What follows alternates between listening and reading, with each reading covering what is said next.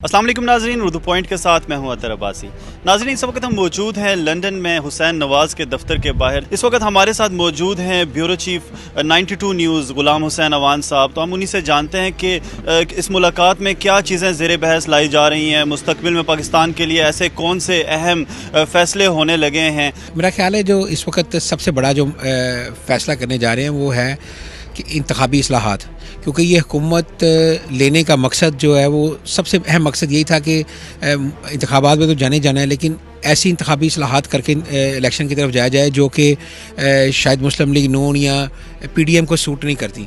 तो उसके लिए जो ड्राफ्ट तैयार किया जा रहा है, उसके लिए जो इस्लाहात की जा रही हैं पाकिस्तान के अंदर, काफ़ी हद तक जो है वो PDM से मुशावरत की हुई थी, वो चीज़ें फाइनल हुई थी और वो यहाँ पर मुस्लिम लीग नून के जो कायद हैं उनके पास लेकर आए हैं, ताकि वो चाहते हैं कि जल्द अज जल्द जो है वो इंतखाबी इस्लाहात की जाएँ, ताकि इलेक्शन की तरफ जाने में जो है मेन रुकावट है वो यही है, उसके बाद इलेक्शन में जाए। दूसरी बात, जो इस वक्त पाकिस्तान की मईशत को जो मसाइल दरकार हैं, जो इस वक्त सब्सिडी दी जा रही है पेट्रोलिंग मसनूआत के ऊपर, जो कि मेरे ख्याल से काफ़ी ज़्यादा है और उससे जो है काफ़ी परेशानी बन रही है। और कहा जा रहा है कि मुस्लिम लीग नून के जो कायद हैं वो इस बात की अप्रूवल नहीं दे रहे कि आप सब्सिडी ख़त्म करें, क्योंकि सब्सिडी ख़त्म करने से जो है वो पेट्रोलिंग की मसनूआत बहुत ज़्यादा महंगी हो जाएंगी। उसके अलावा फिर महंगाई का जो रेला है वो तमाम दीगर अशिया पर भी आएगा। तो यही वजह है कि, और दूसरी बात है कि मैं आपको ये भी इशारा देता हूँ कि पाकिस्तान के अंदर अहम शख्सियत की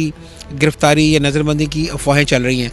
तो मेरा ख़्याल है कि ये हुकूमत इतना बड़ा रिस्क लेने से पहले मेरा ख्याल है जो मुस्लिम लीग नून के कायद हैं उनकी अप्रूवल चाहते हैं, उनसे मुशावरत करना चाहते हैं कि अगर मुस्लिम लीग नून ऐसा कोई कदम उठाती है तो उसके जो है वो नताइज क्या हो सकते हैं, उसकी रद्द-ए-अमल क्या हो सकता है। ओवरसीज़ पाकिस्तानी क्या हमेशा से पाकिस्तान के अंदर हुकूमतों को पैसे देते रहेंगे, चाहे वो कर्ज उतारो मुल्क सवारो हो, चाहे वो रेमिटेंस की सूरत में हो, चाहे वो फ्लड किसी सूरत में हो। हमें तो ये एक ऐसा शहरी समझते हैं कि ये अभी भी ये कह रहे हैं हमें सिर्फ वोट दे दें, लेकिन आप वहाँ पर इलेक्ट नहीं हो सकते, वहाँ पे आप इलेक्शन नहीं लड़ सकते, हमें सिर्फ वोट दे दें। और वहाँ पे इलेक्ट होंगे तो अगर वो जो नई उन्होंने एक अमेंडमेंट की थी कि हमें सिर्फ वोट दें। अब देखें, जो वोटर होता है, जो वोट दे सकता है, उसको इलेक्शन लड़ने का भी हक होना चाहिए, जो कि हमें नहीं है। मैं इनसे ये पूछना चाहता हूँ कि ओवरसीज़ पाकिस्तानी जो पाकिस्तानी हैं सबको वोट डालने का हक है, वो पाकिस्तान जाके वोट डाल सकते हैं, लेकिन इनकी जो गवर्नमेंट है वो कह रही है कि ओवरसीज़ पाकिस्तानी ऑनलाइन वोट डाल सकते हैं। इस बात पे इख्तलाफ है कि ऑनलाइन वोट ये डाल सकते हैं कि नहीं।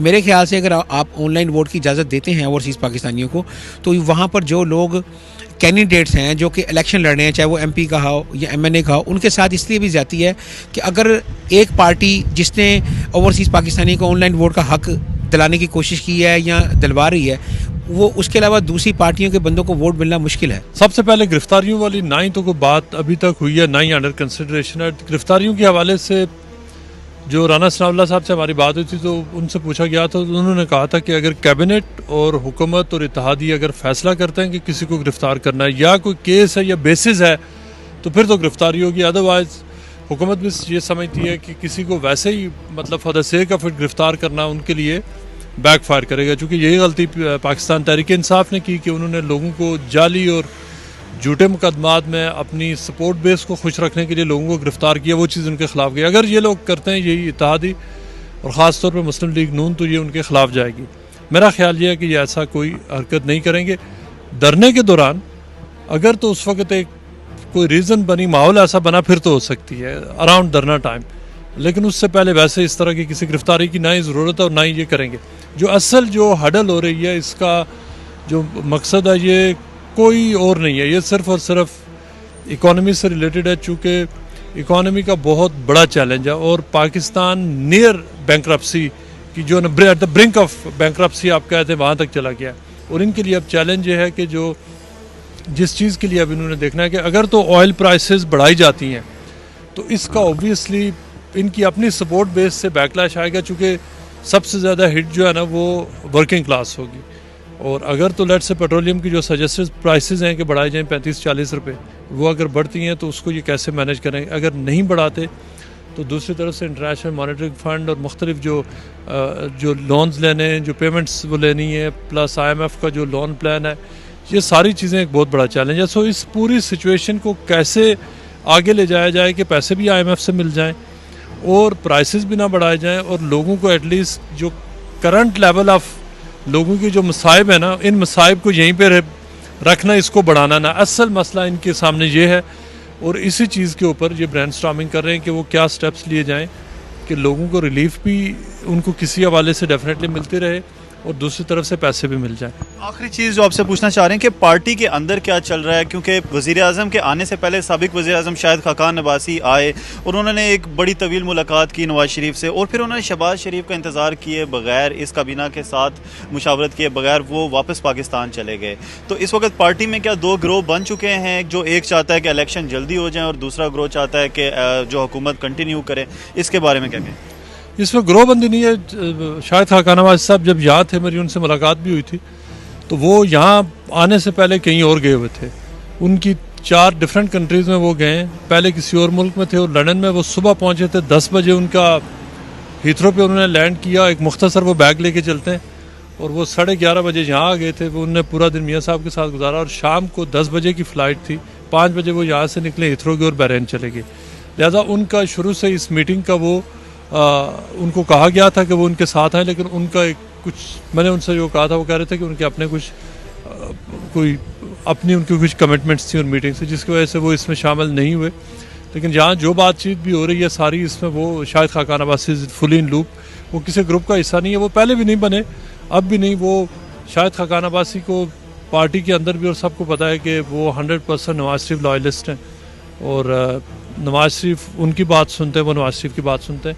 शाहिद खाकान अब्बासी कभी किसी ग्रुप का हिस्सा नहीं बनते। गौसर भाई बताइए कि मियां नवाज शरीफ ने ये जो एक इजलास एकदम से ही बुलाया, इसकी खास क्या थी? उससे पहले शायद खाकान अब्बासी साहब भी आए और वो वज़ीर आज़म के आने से पहले ही पाकिस्तान रवाना हो गए। तो इस बारे में आपके पास क्या? ये ख्वाहिश थी मियाँ शहबाज शरीफ और जो काबीना के दीगर अरकान, जिनमें मिफ्ता इस्माइल हैं, सरदार अयाज सादिक हैं, मरियम औरंगज़ेब हैं, अता तारण हैं, ख्वाजा साद रफ़ीक हैं और राना सना। यहाँ पे मियाँ नवाज शरीफ से इन्होंने मुलाकात की। बताया ये जा रहा था कि जब इस ख्वाहिश का इजहार किया गया था मियाँ नवाज शरीफ से कि हम आपको मुबारकबाद देना चाहते हैं, जो तहरीक अदम एतमाद कामयाब हुई है उसको लेकर, और साथ मुशावरत का अमल भी करना चाह रहे हैं कि इन हालात के अंदर जबकि मुल्क को काफ़ी इक़्तिसादी तौर पे बड़े चैलेंजेस का सामना है, तो इस पे मियाँ नवाज शरीफ से मुशावरत की जाएगी। तो उसमें मियाँ नवाज शरीफ ने बड़ी सख्ती से हिदायत की इन अफराद को कि जो भी करें माशी तौर पर इस बात का ख्याल रखा जाए, जो पहले से बदहाल अवाम है माशी तौर पर, उस पर किसी किस्म का कोई बोझ ना डाला जाए। तो यकीनी तौर पर अब जब वो इतलात हमारे पास आ रही हैं अंदर की कि इलेक्शन रिफॉर्म्स को लेकर भी बड़ी बात हुई इस वक्त से मियाँ नवाज शरीफ की कि कबल अज़ वक्त जो इलेक्शन है वो सिर्फ उसी सूरत में हो सकते हैं जब आप इलेक्शन रिफॉर्म्स लेके आएंगे।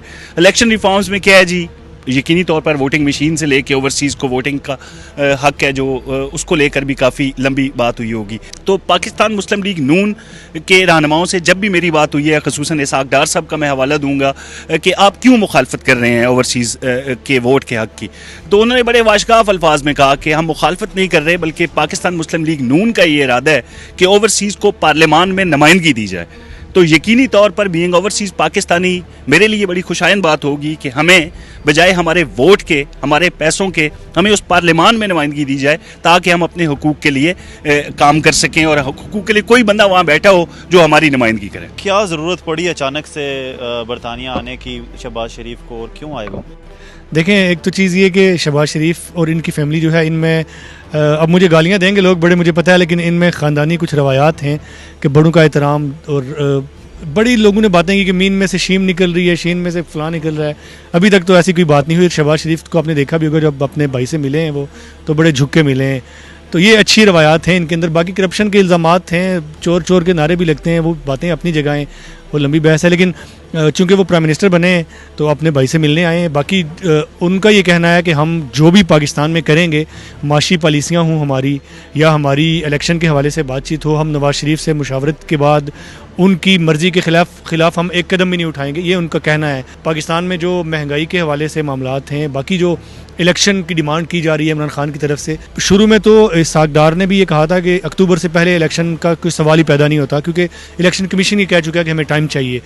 लेकिन अब कुछ लोगों की तरफ से ये कहा गया है कि शायद इलेक्शन पहले भी हों। नून लीग के अपने लोगों की तरफ से आपने भी वो बातें सुनी होंगी, ख्वाजा आसिफ ने भी कहा, राना सनाउल्लाह ने भी बातचीत की। ये दो मेन चीज़ें हैं, तीन बल्कि मैं कहूँगा, महंगाई, खारजा पॉलिसी और इलेक्शन। सिर्फ ये हुकूमत का इजलास नहीं है कि मुस्लिम लीग नून जिन्होंने जो दूसरी बड़ी जमात थी, जिन्होंने एक कानूनी रास्ते से अदम इत्माद ला के हुकूमत टेक ओवर की है, तो मेरे ख्याल में उनके लिए बड़े चैलेंजेस हैं। अवाम की उनके साथ तवक्कुआत हैं, जो महंगाई जिससे पहले पीटीआई की गवर्नमेंट से लोग तंग थे, अगर वही कहा जा रहा है कि अगर इसी तरह सूरत हाल रहनी है तो फिर पिछली गवर्नमेंट को चेंज करने का मकसद क्या था। इनको बड़े फैसले करने पड़ेंगे।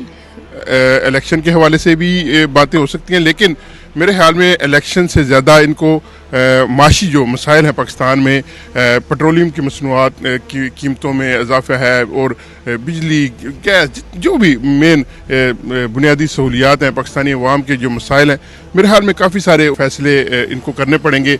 देखिए, बात यह है कि अपना पाकिस्तान में जो भी सूरत हाल पैदा हुई है, ये समझा जा रहा था कि इमरान खान की गवर्नमेंट चली जाएगी तो महंगाई बहुत ज़्यादा है और बड़े मसाइल थे गवर्नेंस के, जिसकी वजह से इमरान खान साहब की पॉपुलैरिटी बहुत कम हो जाएगी, तो इस फैसले को लेने में कोई मुश्किलात पैदा नहीं होंगी। लेकिन जो ही वोट ऑफ नो कॉन्फिडेंस आया, उसके बाद आपने देखा कि पाकिस्तान में जिस तरह रद्द अमल आया आवाम की तरफ से, तो और इमरान खान साहब की जो गिरती हुई पॉपुलैरिटी थी वो इस वक्त आसमानों को छू रही है। आपने देखा कि रोज़ाना के तौर पे जो है वो जलसे जुलूस कर रहे हैं और उनको बहुत ज़्यादा पजीराई मिल रही है।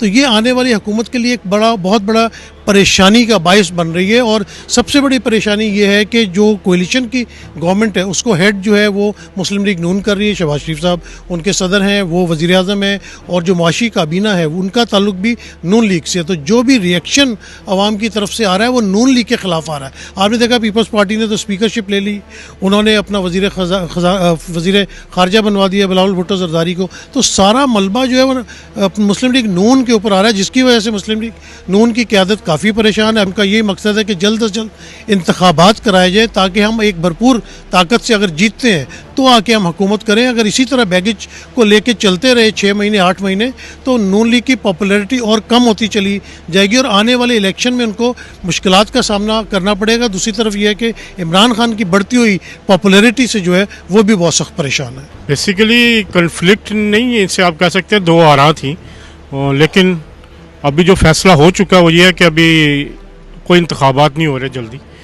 तकरीबन 3 से 4 महीने ये गवर्नमेंट चलेगी और इससे ज़्यादा भी चल सकती है। और जो अर्लीस्ट हम प्रेडिक्ट कर सकते हैं या सोच सकते हैं, मेरा अक्टूबर या नवंबर में इलेक्शन के हवाले से बात हो सकती है। आइनी खिलाफ वर्जियाँ जिन्होंने की हैं उसके हवाले से बात होगी कि जैसे जिनमें 4 अहम अफराद जिन्होंने तरीक़े अदम एतमाद के दौरान इनका इल्ज़ाम है कि आइनी खिलाफ वर्जियाँ की हैं, जिसमें वज़ीर आज़म जो पहले थे इमरान खान, कासिम सूरी, असद कैसर, और अब जो गवर्नर पंजाब भी उसके लिस्ट में शामिल हो रहे हैं, और सदर पाकिस्तान का भी नाम आ सकता है। तो उस हवाले से एक सोच है कि इन लोगों ने जिन्होंने आइन की खिलाफ वर्जी की है उनके खिलाफ आर्टिकल 6 के तहत कार्रवाई होनी चाहिए, उस पर सोच विचार हो रही है।